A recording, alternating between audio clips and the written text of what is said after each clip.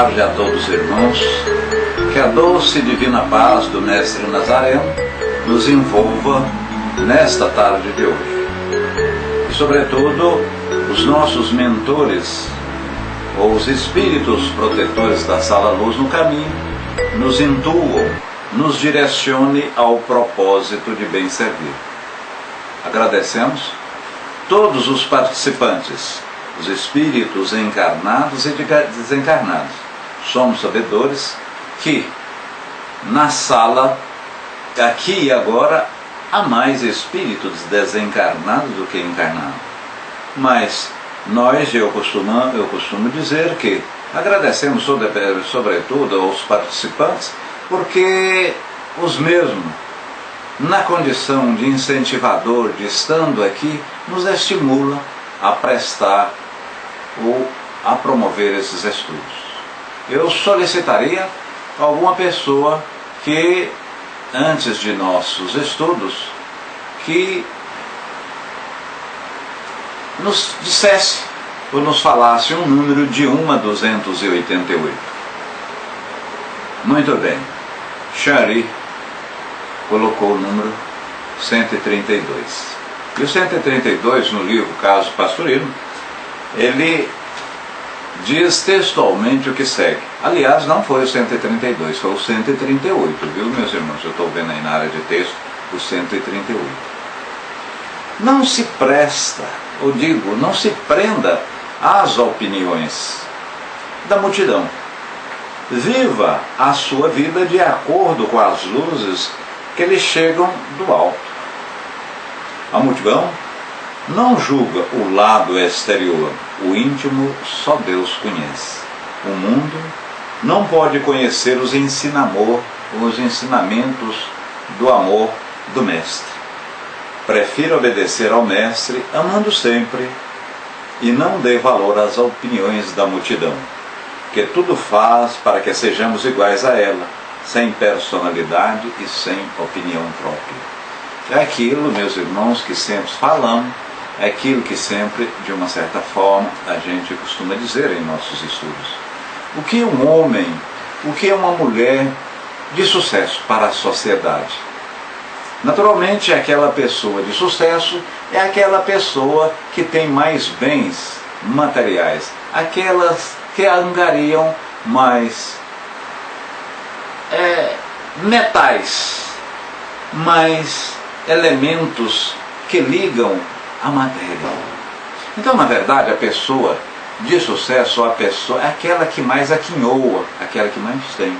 Então, nós não devemos preocupar com que a multidão, de uma certa forma, nos tipifica, nos parametriza ou, de outro lado, nos colocam como pessoa de maior ou menor sucesso. Jesus já disse certa vez que não devemos nos preocupar com o tesouro que a traça corrói e que a ferrugem come e que o ladrão rouba. Devemos sim preocupar com o tesouro espiritual, o tesouro do coração, aquilo que está dentro de nós, porque esse ninguém toma, esse ladrão nenhum leva e esse a traça nenhum corrói. E em nossas elacubrações, em nossos planejamentos, infelizmente, muitas vezes, nós não só fazemos para nós, como desejamos para os nossos filhos que angarie mais metais, angarie mais dinheiro, mais bens, e estude determinada profissão que lhe dê uma sustentação material assim mais consistente. Antes de entrar no nosso estudo propriamente dito, que está na parte do banner acima, vamos fazer uma pequena prece. Elevemos os nossos pensamentos à parte mais alta do universo, porquanto é lá que metaforicamente moram os bons espíritos. Espíritos esse de escola, espíritos superiores, e espíritos que nos guiam, espírito que nos direciona. Fazei, ó Mestre Jesus, com que esses próprios Espíritos nos dê luz, nos dê inspiração e nos intuam para que tenhamos nessa tarde de hoje um estudo profícuo, um estudo efetivamente que venha mudar e contribuir para as nossas atividades, para aquilo que efetivamente aqui propomos, mudar. Porque a nossa doutrina é uma doutrina consoladora, ou uma doutrina que direciona o homem e a mulher, o espírito, para um patamar evolutivo maior. Então, que Deus, que o Mestre Jesus e, sobretudo, os espíritos protetores dessa sala, que é Chico Xavier e Maria Santíssima, nos direcionem ao propósito de bem servir. Então vamos, a partir de agora, meus irmãos, passar aos estudos da tarde de hoje. E como está no banner, nós vamos falar da influenciação dos espíritos, a influenciação relativamente ao espírito encarnado, como a influenciação do espírito ao médium. Esse material, ele veio até por Juarez e eu recebi, na verdade, de Xeri. Eu gostei extraordinariamente e na própria sala, falando na Rede Amiga, foi feita um estudo também relativamente a essa parte comportamental, ou seja, a relação que os espíritos influenciam no mundo corporificado. E a questão 459, veja bem, meus irmãos, 4 mais 5 é 9. A questão 459, ela nos diz o seguinte: Kardec, ele questiona aos imortais: os espíritos nos influenciam? Disseram os mesmos: mais do que vós imaginais. De ordinário, são eles que vos direcionam, são eles que norteiam, são eles que dirigem as vossas vidas. Evidentemente, meus irmãos, que nesse aspecto de direção, de dirigir, de intuir, de falar o que ou não devo fazer, isso aí fica muito à nossa vontade, porque se literalmente eles dirigissem, nós seríamos como fôssemos ou como marionetes. Você pode ir para aqui, pode ir para ali, você pode ir para aquele outro lado, você pode, inclusive, como eu costumo dizer, você, no caso de dirigir um veículo, você pode cortar. Por quê? Porque o meu espírito protetor, aquele espírito que me intui, aquele espírito que me direciona, vai, de uma certa forma, me salvar do acidente. Ora, mas se literalmente os espíritos nos dirigissem e nos influíssem desta forma, como aqui colocamos, não existiria o livre-arbítrio. E aí é onde estaria a nossa evolução. Então, direciona, nos intui, nos impulsiona a fazer determinada coisa, sim, mas não assim de forma engessada, não de forma bastante como o cavalo usando antolhos, onde o mesmo não tem condição de olhar para a direita nem para a esquerda e seguir linha reta. Então nós somos sim intuídos, dirigidos, se nós quisermos, mas não de uma forma assim que quebra o nosso livre-arbítrio. Então aqui os espíritos estão nos acotovelando, estão nos direcionando, estão ao redor do homem, estão fazendo ou falando para que nós façamos aquilo que melhor pode contribuir com a nossa evolução. E relativamente a essa influência, eu tenho, e costumo dizer nas aulas de estudos, e já falei isso algumas vezes, que a maioria dos que nos direciona e nos impulsiona para o bem são espíritos que quer que nós evoluímos, quer que nós saímos dessa estagnação, dessa inércia para evoluir. Porquanto vamos, em termos de evolutividade, em termos de evolução, evoluímos do átomo ao arcanjo, evoluímos daquele ser primitivo ao mundo, conforme Kardec dividiu em termos didáticos aos mundos celestes. Então dividiu-se para melhor compreensão em 5 mundos. Então vai essa evolução até esse mundo dadivoso, ao mundo celeste. Irmão X, mas veja bem, você está acabando de dizer que vai do mundo primitivo ao mundo celeste. E chegando neste patamar superior, chegando nesse mundo celeste, aonde fica a evolução? Então, nós entendemos, muito embora não está consignado nas obras, que a evolução continua, a evolução é constante. Ali há uma relatividade. A evolução absoluta é a evolução divina, a evolução de Deus. Então sempre há. Terminou ali, vamos continuar evoluindo. Entretanto, foi-nos dito até esse patamar dos mundos celestes e os mundos dadivosos, em função de quê? Em função da nossa compreensão, daquilo que efetivamente nós podemos compreender no momento. O médium, relativamente essa intervenção, relativamente àquilo que intermedia entre o mundo espiritual e o mundo material, é o médium. Então o médium faz essa interface da comunicação espiritual ao mundo corpóreo. Assim como, nesse exato momento, o computador viabiliza a minha comunicação para com vocês em diversas partes do estado aqui do Brasil. Aliás, nós temos aqui 4 pessoas de fora, da Holanda, da Suíça, da Itália, né? De Portugal.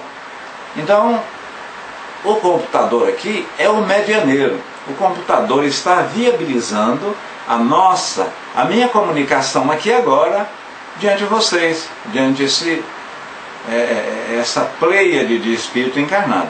É bem verdade que no momento tem também espírito desencarnado, porque somos sabedores que nem todos tiveram a oportunidade como tivemos ou temos atualmente. Oportunidade de ter um computador, oportunidade de estar aqui agora, oportunidade de ter essa condição financeira, inclusive, de estar aqui, de ter a disponibilidade cibernética a nosso favor e por ela interagir. Então o computador, como estou dizendo, ele nesse momento funciona como intermediário da minha comunicação e a sua recepção aí. Podemos, de uma forma tosca e didaticamente, afirmar que o computador está sendo médium. Assim como o ser humano, o espírito encarnado, pode intermediar a comunicação do espírito do plano espiritual ao mundo corpóreo. Então esse é o medianeiro, é o médium. A influência, perfeitamente como nós já vimos, influi bastante. E essa influência vamos ver no decorrer dos nossos estudos, que está sobretudo relacionada à moral, à parte à probidade do médium. Mas para aí, nesse aspecto você está afirmando que não há mediunidade se o médium não for probo, se o médium não tiver qualificações, se ele não for uma pessoa virtuosa, ou por outra, se ele for uma pessoa direcionada ao vício e longe da virtude, ele não é intermediário da comunicação espiritual? Não. Veja bem, longe disso. A mediunidade independe do caráter moral, independe do que o médium é. Porém, a sua aplicação, a aplicabilidade da mediunidade em si, depende da questão moral, do proceder, da virtuosidade do médium.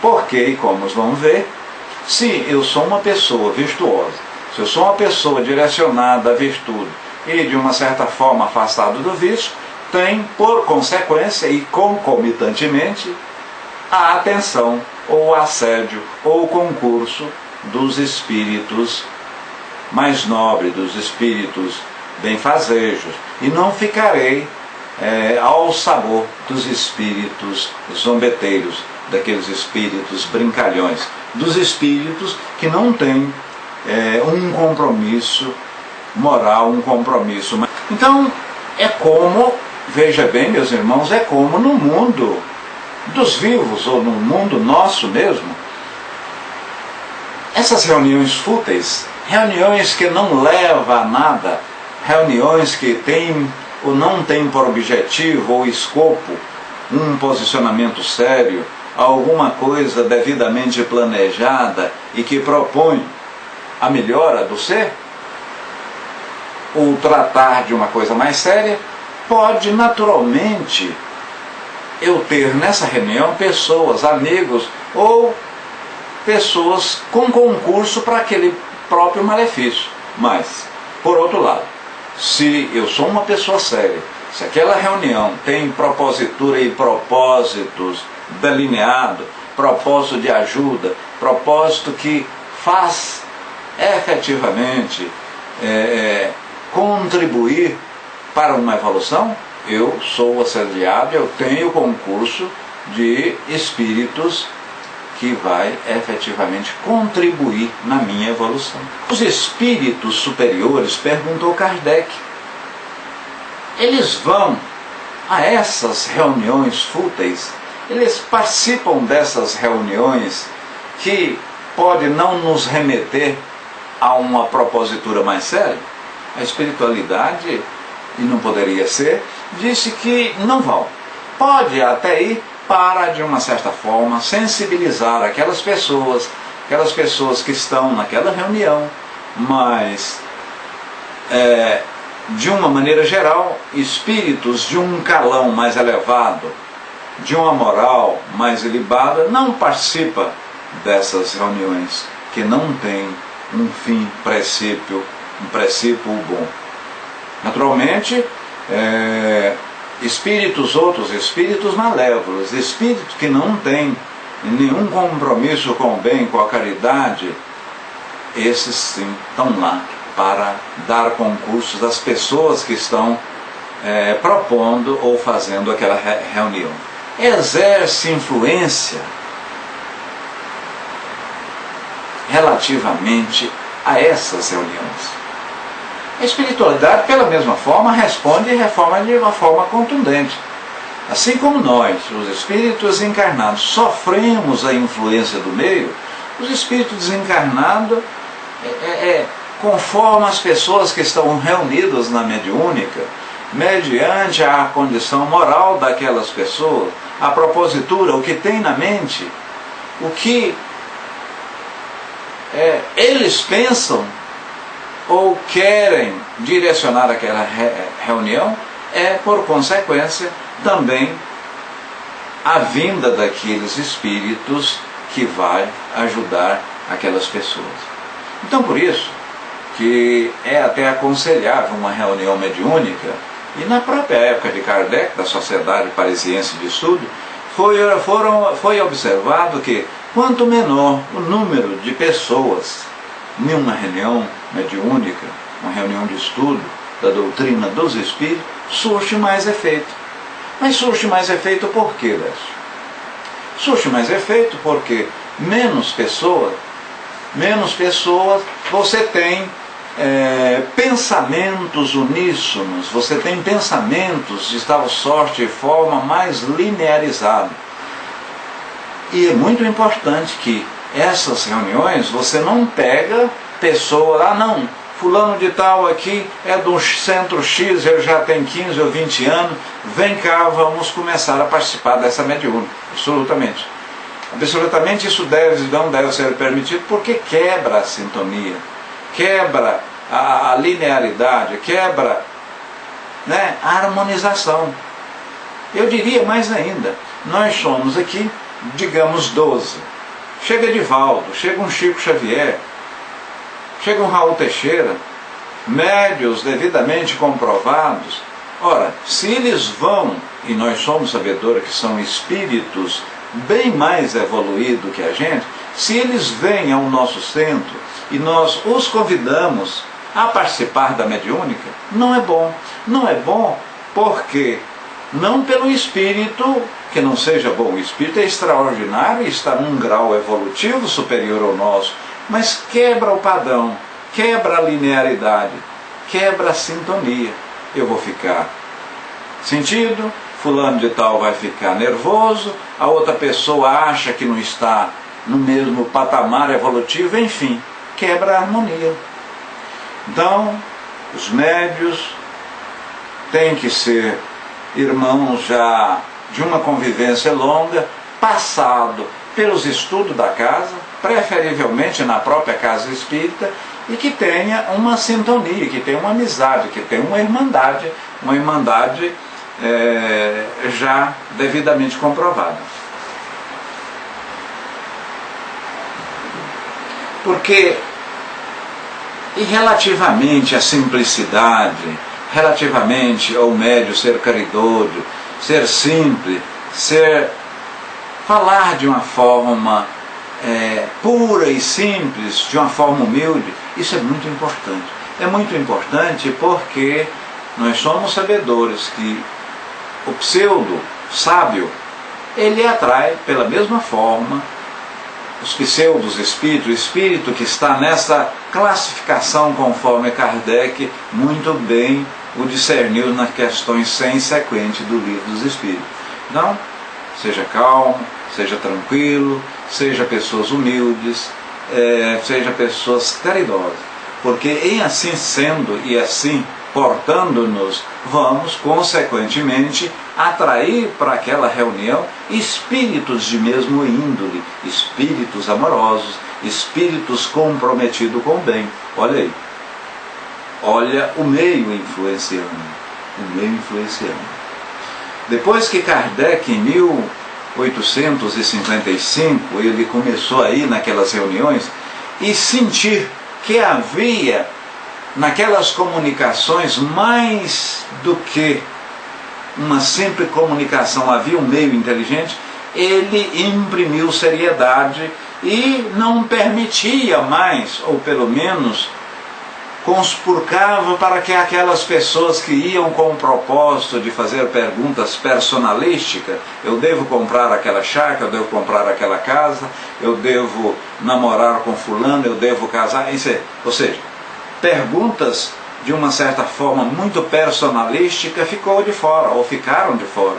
Aí Kardec, de uma forma sequencial e sistematizada, é bem verdade que, a título de satisfação de sua curiosidade pessoal, foi formulando de forma sequencial perguntas que, a partir de um determinado momento, ele percebeu que estava constituindo uma doutrina. E foi aí que saiu o primeiro livro, o Livro dos Espíritos, a primeira edição com 501 questões, né? Posteriormente, isso em 18 de abril de 1857, está completando agora 155 anos. O espírito elevado, se for convocado em uma reunião fútil, como nós vimos, poderá até participar, poderá vir. Ele vem, medioniza, diante de um médium, há comunicação. O médium dando passividade, ele dá a comunicação, mas momento seguinte, em percebendo que a equipe, os participantes da reunião, não havendo que não há uma ressonância positiva, ou por outra, não há uma sintonia, uma captação daquela ideia que o mesmo jogou ao grupo, ele percebendo que não houve, necessariamente ele afasta, necessariamente ele deixa aqueles médios, aquele grupo sintonizado com os espíritos da sua laia, da sua estirpe, ou no posicionamento que ali está trabalhando. Mas então, se eu estou com propósitos ruins, se eu estou com ideias malignas, e vamos dizer até malucas, eu sou assediado, eu tenho concurso de espírito para que eu possa implementar essas ideias? Sempre tem, né, meus irmãos? É bem verdade que a divina providência está ali e não permite que tudo ocorra. Eu posso fazer mal a alguém?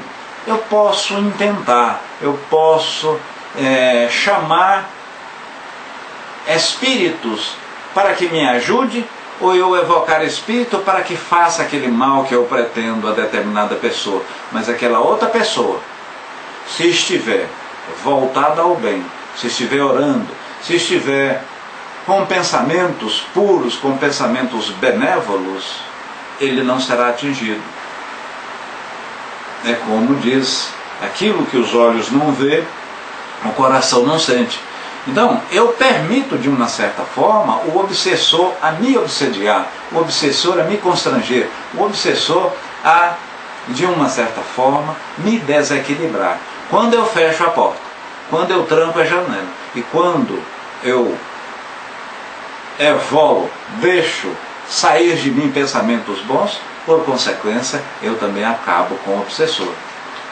Para combater o mal, nós devemos fazer ou praticar o bem. Essa é a máxima. Em resumo, Kardec, as condições do meio são tanto melhores quanto mais homogênea houver para o bem, mais sentimentos puros e mais elevados. Então, quando há sentimento puro, sentimento elevado, quando de forma uníssona e linear temos pensamentos bons, temos pensamentos virtuosos, vamos atrair, vamos sintonizar para aquela reunião espíritos no mesmo patamar, espíritos que têm a mesma propositura. Ora, se eu penso de forma benévola e vou atrair consequentemente espíritos na mesma vibração e na mesma sintonia, por consequência e concomitantemente, temos condição de fazer o bem. Temos condição da prática da virtude, assim, de forma mais incisiva, de forma mais direta, de forma mais, vamos dizer, contundente.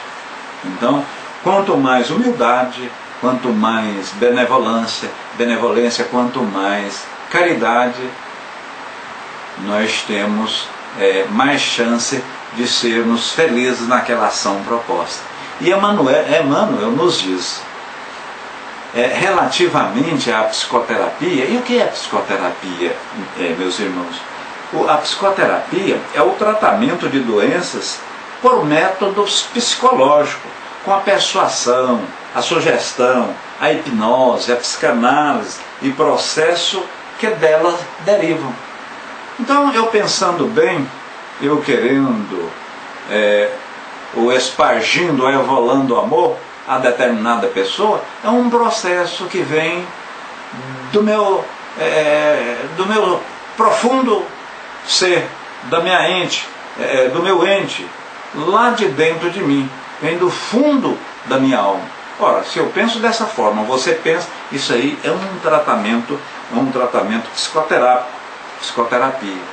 Mas vamos aqui, e é oportuno ressaltar, o centro, ou os centros espíritas, a doutrina dos espíritos, ela respeita a radiestesia. O que é radiestesia?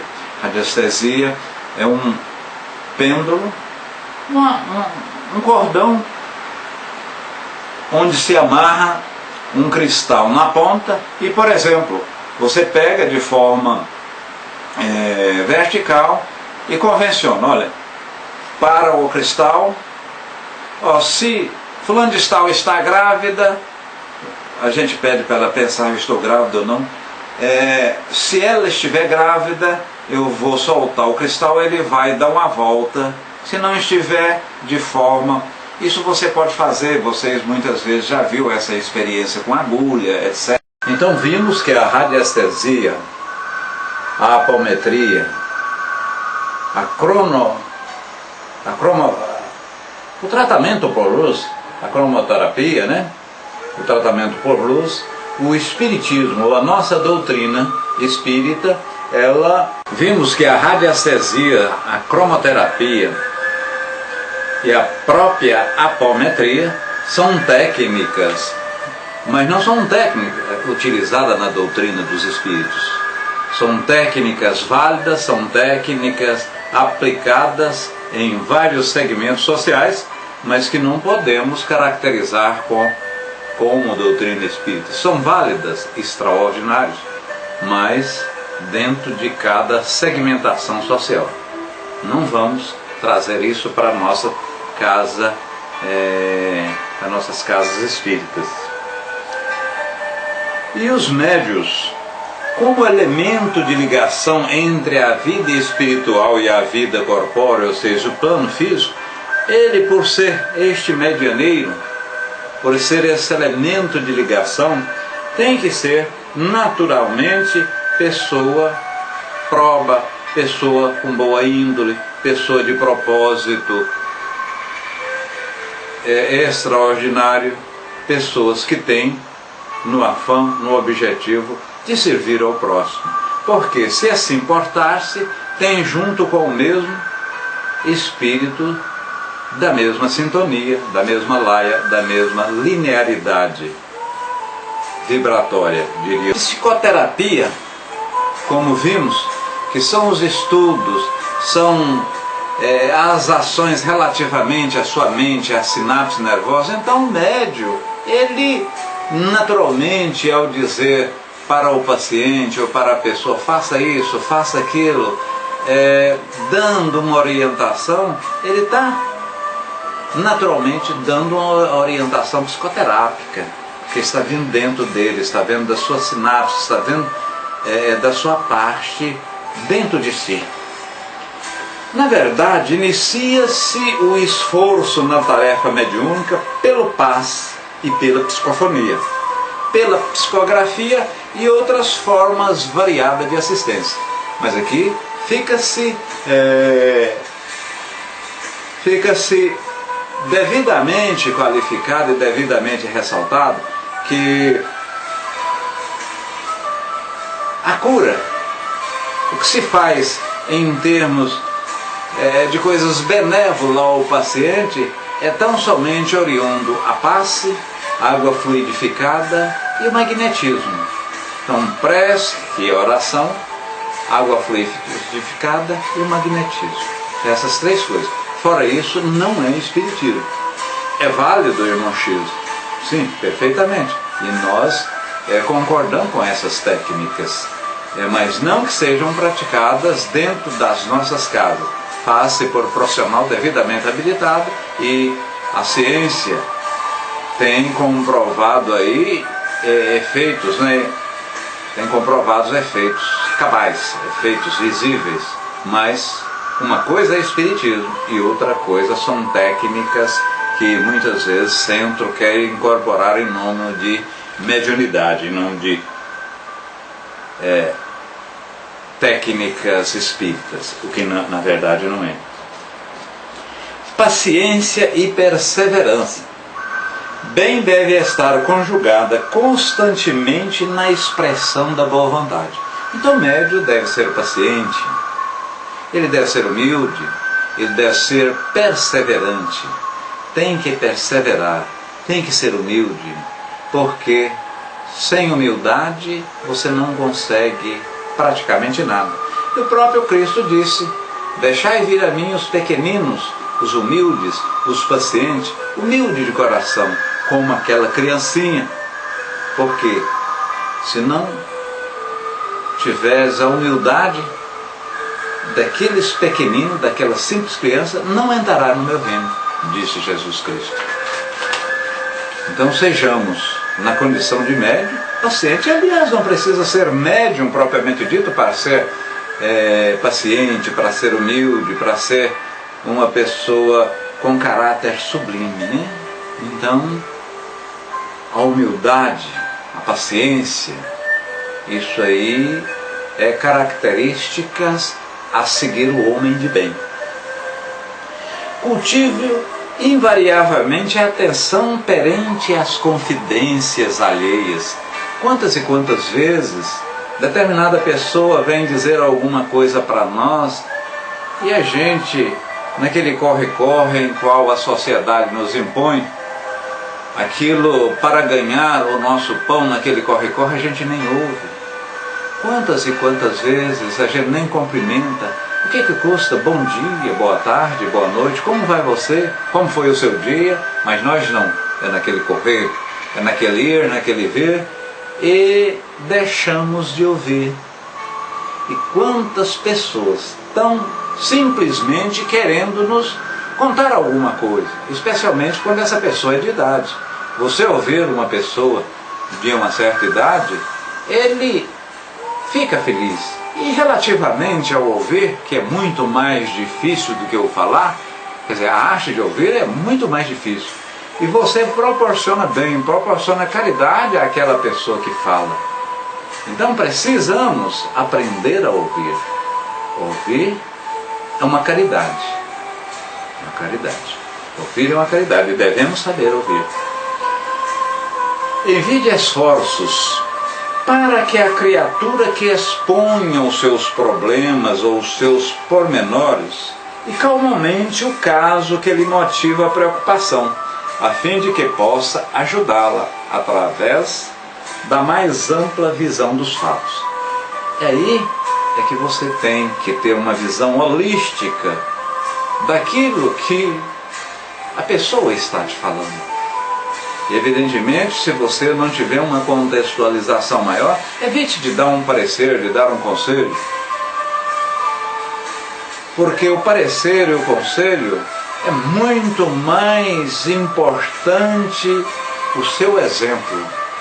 Eu, na condição de espírita, eu, na condição de espiritista, você pela mesma forma, nós conseguimos que aquelas pessoas vão ao centro, nos acompanham, ou mesmo vão em outra oportunidade, não pelo que falamos a ela, não pelos livros que a damos para a mesma ler, mas pelo nosso posicionamento, pelo nosso exemplo.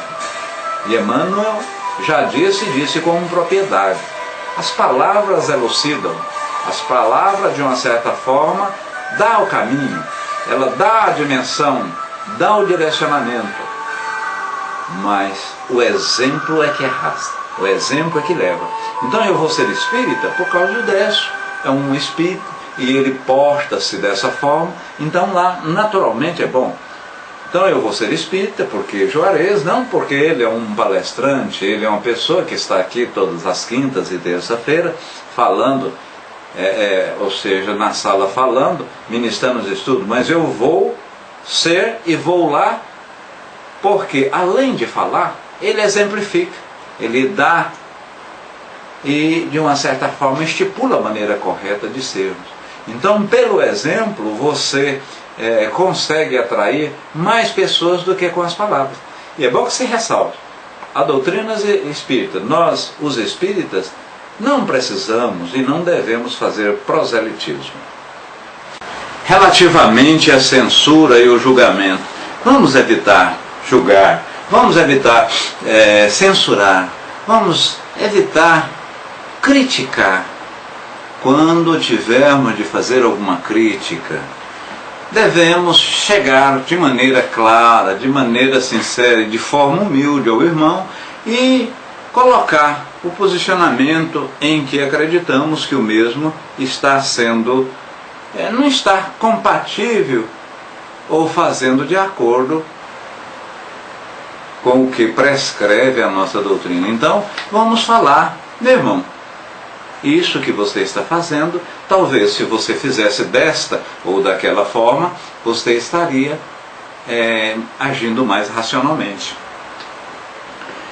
Sempre que possa, indique um núcleo de serviço espiritual. Evidentemente, essa indicação é quando a pessoa nos procura. Eu estou passando por isso, ou eu queria adotar este ou aquele processo, eu estou com um problema de ordem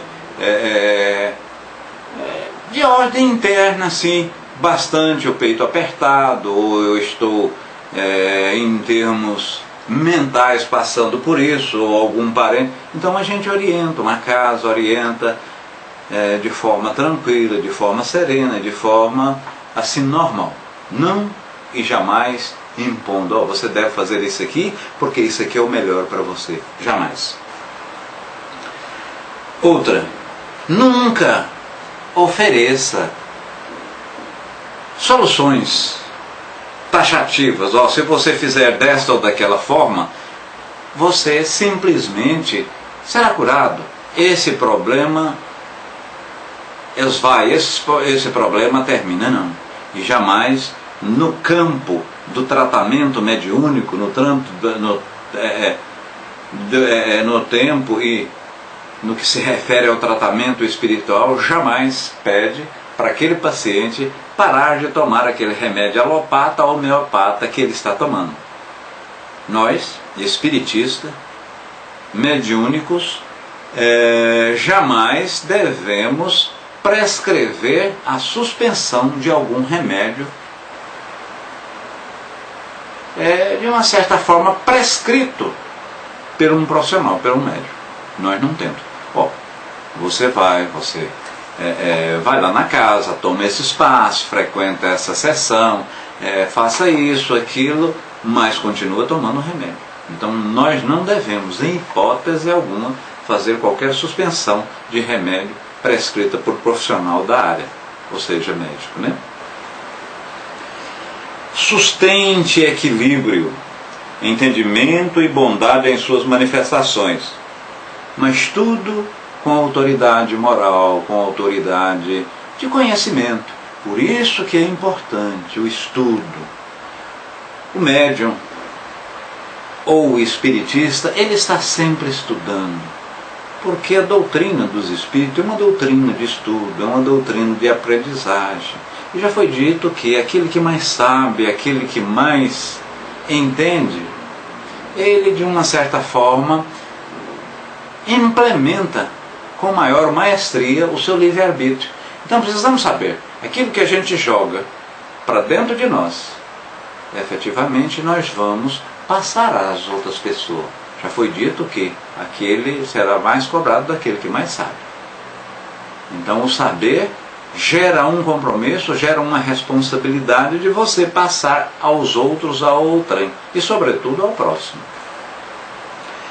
Leia constantemente para melhorar os seus processos de análise, das almas, para você ter uma dimensão mais coerente, para você dar um parecer mais abalizado, para você faça isso, faça aquilo, deixa de fazer isso, ou essa é a melhor proposta. Muito embora sempre ressaltando que o exemplo é a melhor instrução.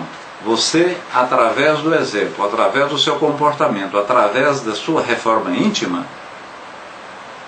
e da sua evolução durante os tempos, é o melhor aconselhamento. Então, o exemplo é a melhor palavra. Vamos aqui agora falar relativamente ao desenvolvimento prático da mediunidade, que também foi material que a própria Rosângela Felício, que é a Chanri, e o nosso amigo Cid Charles Juarez nos passou. Reporto que esses estudos foram feitos, mas aqui nós estamos dando outra abordagem, fazendo outra abordagem. Esses estudos, conforme eu disse, foram encaminhados, e como tínhamos anteriormente falado com o Cid Charles, gostamos e estamos aqui ministrando-os na sala luz, na sala luz do caminho. Falar-se em mediunidade, falar-se em grupo mediúnico, e como estamos falando na interação do médio e meio, e o que o meio e sua respectiva influência aos espíritos que interagem dentro do processo mediúnico, após a preparação do ambiente, os médios devem direcionar pensamento e a vontade para formar a corrente de vibrações positivas, salutares ao grupo. O que isso significa? Significa que colocamos a vasilha d'água, limpamos, acondicionamos os livros, os objetos do devido local, colocamos as cadeiras. Então, ao sentar, vamos vibrar positivamente, tem naturalmente uma prece, e posteriormente essa prece há um estudo. Esse estudo pode ser do Livro dos Médiuns, algum livro especificamente ou previamente determinado. O certo é que quando adentramos a mediúnica, a sala mediúnica, já está previamente preparado o número de espíritos que atuarão naquela sessão mediúnica, o número de espíritos que serão ajudados, o número de obsessores que serão encaminhados a planos outros, direcionados para dar seguimento ao seu processo evolutivo. Pode-se adotar a corrente magnética e dar mão. Alguns centros até hoje adotam, meus irmãos. E essa corrente magnética adotada por alguns centros é normalmente a mão esquerda, de forma de palmas para baixo, a mão direita com a palma para cima, e os médios formam um círculo. E você recebe mediunicamente a vibração e o magnetismo relativamente ao médio do seu lado esquerdo e direito. Foi verificado que isso, pouco adiantado, e isso é da época até de Kardec, né? Anteriormente, lá na época de Kardec, eles encostavam o polegar ao mínimo, e era sempre um espírito incorporado no sexo masculino, um homem, uma mulher, assim sucessivamente. Fazia-se essa corrente magnética. Mas verificou-se que isso não tem importância e não tem nada a ver, porquanto a corrente fluídica, a corrente magnética, ela se processa perispiriticamente e através do pensamento. Então, ela não se processa dessa forma. Então esse processamento é absolutamente inócuo, eu diria, uma vez que as ligações magnéticas se processam de forma mental. Em seguida, os espíritos são trazidos, entre aspas, pela espiritualidade adredemente preparado, e se tem só um monitor, um dialogador ou doutrinador, como queira, esse espírito vai manifestar. E é bom que o médium e o doutrinador fala de forma clara, fala de forma assim serena, clara, para que as pessoas que estão presentes na mediúnica podem e tenham uma absorção real do assunto que aquele espírito está tratando. Até porque, e a posteriori, no final da reunião, e o grupo mediúnico que se preza, faz uma avaliação daquela sessão, faz uma avaliação do que ocorreu naquela mediúnica. Então, é oportuno que falemos de forma clara, de forma objetiva, com o médium. Porque eu, na condição de dialogador, eu na condição de doutrinador, se eu chego baixinho e converso com o médium, se eu converso com a pessoa ali mediunizada baixinho, ele, por consequência, vai responder baixinho. E muitas vezes, se são 8, 9, 10 pessoas, a outra pessoa que está lá na ponta da outra mesa não vê, não ouve. E a gente precisa saber o que está ocorrendo. Mesmo aquelas pessoas que não são médios e estão na reunião mediúnica, eles interagem dando sustentação, dando apoio magnético, doando fluido, vamos dizer. Então, em seguida, pelos mentores da reunião, os espíritos são trazidos.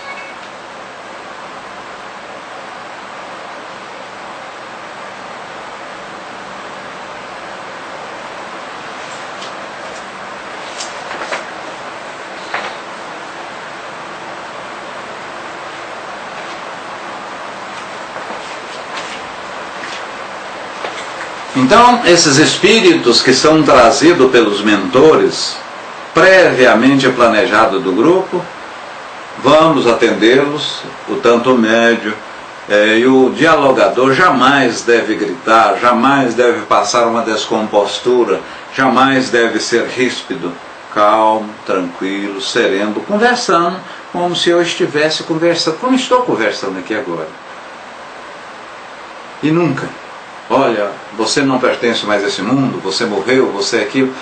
Você deve ser calmo, você deve ser tranquilo. Até porque, meus irmãos, pode estar ali espíritos superiores a você, como e normalmente eu digo a você na condição de mediador, na condição de dialogador, mas pode, normalmente vem espíritos inferiores a você, mas se vir um superior e você nesse posicionamento, e até porque quando você fala que ele não é daqui, que ele não deve fazer isso, ele não veio ali, em muitos casos, não veio com o objetivo de melhorar. Então você deve conversar e oportunamente, digamos, se o mesmo não soube ou não tem consciência plena do seu desencarne, você vai gradualmente verificando e perguntando se o mesmo tem essa consciência e, de uma certa forma, e de maneira gradual, serena, com respeito, e afirma a este espírito obsessor da sua real condição. E, no segundo momento, o encaminha para os benfeitores, onde o mesmo será direcionado a alguma colônia de restabelecimento. Então, não deve haver hidrito, não deve haver autocracia, não deve haver braveza, vamos dizer assim, tudo de forma calma e serena. Ao final das manifestações, o dirigente solicitará ao instrutor espiritual a harmonização de todos os médios para o refazimento natural. E esse refazimento, ele é normal, sereno e dá-se através da própria oração final. E quando necessário, algum médio, através de muita doação fluídica, pode estar um pouco desequilibrado, dá-se um passe, procede-se um passe restabelecedor. Porque você recebe e doa bastante fluido animal, bastante fluido magnético. E isso pode momentaneamente desequilibrar o médio. Então, meus irmãos, vocês observam que, na verdade, o fluido magnético, ou seja, o relacionamento do espírito, da pátria espiritual com o espírito aqui no mundo corpóreo, ele sofre influência do médium, influência do ambiente em que o médium está, influência do pensamento. Então, essa influência, sim, existe. Ela existe e ela pode ser materializada. Eu agradeço a espiritualidade dos dois planos, sobretudo a espiritualidade encarnada. Em nome de Xangri, em nome de Juarez, esse material que foi me passado, eu dei uma lida e me propus a compartilhar com os amigos. Espero, dentro de minhas limitações e até a própria limitação do material, porquanto somos sabedores que a mediunidade ela é ampla, ela é diversa, ela abrange, vamos dizer assim, muita coisa. E não é 45 minutos, 1 hora, que vamos dissecar. Mas muita luz, muita paz e muito obrigado a todos. E como eu costumo dizer, eu vos amo. Um beijo no centro de vossos corações. E vamos terminar com uma prece final. E aqueles que quiserem, podem pegar um recipiente com água, por próximo aí o seu computador, ou no cômodo, um copo ou uma vasilha com água, onde vamos, na oração, na prece final, pedir a sua respectiva fluidificação. Meu Senhor, meu Deus, Pai Criador deste universo, nós vos agradecemos. Agradecemos pela criação, agradecemos pelos braços, que pode levar, que pode cumprimentar, que pode abraçar. Agradecemos pelos olhos. Talvez, dos 5 sentidos, é o que de maior evidência e mais falta faz. Por ver o próximo, e em vendo poder fazer e agir, e fazer melhor ao próximo aquilo que gostaríamos que o mesmo próximo fizesse conosco. Agradecemos pelo ouvidos que ouvem a vossa palavra, e em ouvindo a vossa palavra podemos disseminá-la aos que efetivamente precisam. Obrigado pelos pés que vai, que volta, o que me leva. Obrigado pelas mãos de ternura, mãos de amor, mãos de dádiva. Obrigado pela inteligência essa que podemos articular ideias, ações e entabular determinadas ações que melhora não só a minha ação para com o próximo, ou eu altero o meio no qual eu vivo, no qual eu interrelaciono. Ó Divino Mestre Jesus, vá a cada lar necessitado. Vá a cada lar necessitado e estenda o vosso véu, dando resignação, dando calma, dando paciência às pessoas que efetivamente necessitam. Vá às penitenciárias, às masmorras das prisões, porquanto há uma série de prisioneiros cumprindo legalmente e merecidamente a sua pena, mas temos e somos sabedores que há bastante erro judiciário. Senhor Jesus, dai-nos força, fazei com que ofertamos mais, doamos mais e reclamamos menos. Então, divino e amado Mestre, pedimos por último que a espiritualidade superior aqui presente magnetizem, fluidifiquem esta água, alterando molecularmente, ou altera as suas moléculas, tornando-a um bálsamo, um elixir, um remédio, e, ao tomarmos, debelamos os males físicos